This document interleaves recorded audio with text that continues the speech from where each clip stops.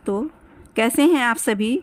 मैं बिहार की बेटी झारखंड की बहू सीमा आप सबों का मम्मास ब्लॉग में बहुत बहुत स्वागत करती हूं। दोस्तों, जीवित पुत्रिका व्रत आ गया है, तो इसके बारे में मैं आप लोगों के साथ 2024 में यह कब है और इसकी कथा क्या है और इसके बारे में महत्वपूर्ण जानकारियाँ आप लोगों के साथ शेयर करने के लिए मैं यह वीडियो लेकर आई हूँ। तो आइए जानते हैं। जीवित पुत्रिका व्रत महत्वपूर्ण व्रतों में से एक है।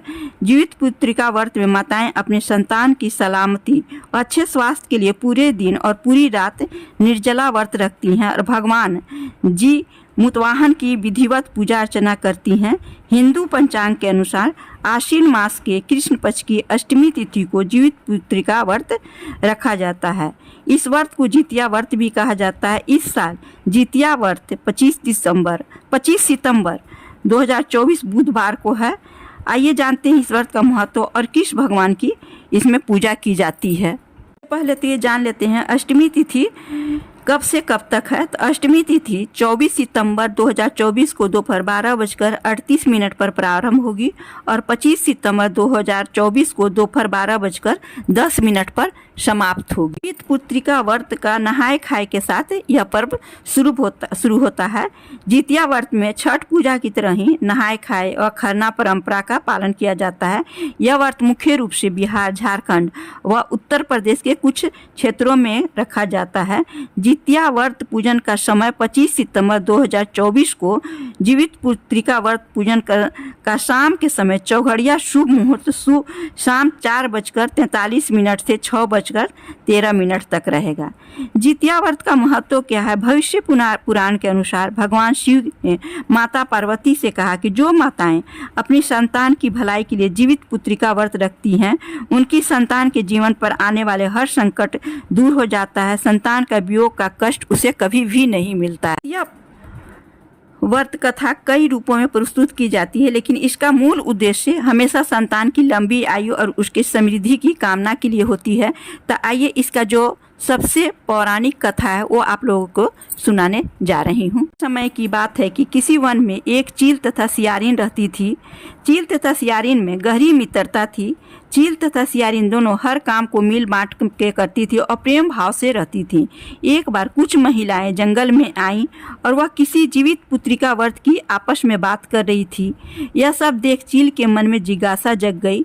वो महिलाओं के पास गई और व्रत के बारे में पूछने लगी। महिलाओं ने जितिया व्रत के बारे में चील को बताया। चील तुरंत अपने मित्र सियारिन के पास गई और उसको जितिया व्रत के बारे में बताया। व्रत को बताने के बाद चील तथा सियारिन ने निर्णय लिया कि वे दोनों जितिया व्रत और पूजा का विधि विधान से करेंगी। चील तथा सियारिन ने जितिया माता का व्रत का संकल्प लिया और शाम को पूजा के बाद ही चील और सियारिन को भूख लगने लगी। सियारिन अपनी भूख बर्दाश्त न कर सकी और वह जंगल में जाकर शिकार करने चले गई। सियारिन जब मांस को खा रही थी तब चील ने उसे देख लिया और व्रत तोड़ने के लिए सियारिन को बहुत ही डांट लगाई। लेकिन चील ने अपना व्रत नहीं तोड़ा और वह सच्चे मन से जितिया व्रत को पूर्ण किया। अगले जन्म में सियारिन और चील का जन्म बहन के रूप में एक प्रतापी राजा के यहाँ हुआ। सियारिन का विवाह एक राजकुमार से तथा चील का विवाह राज्य मंत्री के पुत्र से हुआ। कुछ समय बीता तो सियारिन ने एक पुत्र को जन्म दिया। जन्म के कुछ दिन बाद ही उसके पुत्र की मृत्यु हो गई। सियारिन के पुत्र की मृत्यु के बाद उसकी बहन चील ने भी एक पुत्र को जन्म दिया जो जीवित तथा स्वस्थ था। यह देख सियारिन को अपनी बहन चील से ईर्ष्या होने लगी। सियारिन ने अपनी बहन के पुत्र तथा पति को जान से मरवाने की कोशिश की, परंतु दोनों ही बच गए। एक दिन देवी माँ सियारिन के स्वप्न में आई और उन्होंने सियारिन से कहा, यह तुम्हारे पूर्व जन्म के कर्म का फल है।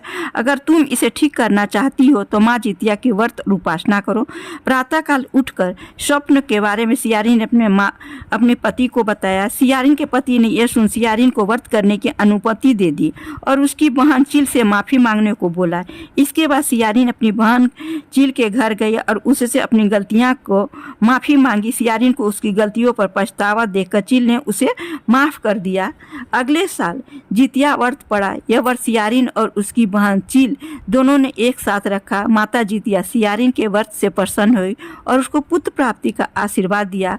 कुछ दिनों बाद ही सियारिन ने एक सुंदर बालक को जन्म दिया। अब दोनों बहन प्रेम प्रेम भाव से खुशी खुशी रहने लगी। तो यहाँ कथा का अंत हुआ है। हिंदू धर्म में जीवित पुत्रिका व्रत को कठिन व्रतों में से एक माना गया है।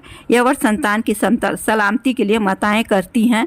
दोस्तों, यह व्रत कथा आपको कैसी लगी प्लीज़ ज़रूर कमेंट में बताइएगा, और जितना हो सके इसे अपने दोस्तों में, रिश्तेदारों में शेयर कीजिएगा कि जो भी जितिया व्रत करते हैं उन्हें उसकी शुभ मुहूर्त और पूजा करने का समय और कथा के बारे में सभी जानकारियाँ मिल सके। धन्यवाद। फिर मिलती हूँ आप लोगों के लिए एक नया पर्व त्यौहार के बारे में विशेष जानकारियाँ लेकर। तब तक के लिए अपना ध्यान रखिए, अपनों का ध्यान रखिए। दोस्तों, प्लीज़ इसे लाइक, शेयर और सब्सक्राइब अवश्य कीजिएगा। धन्यवाद।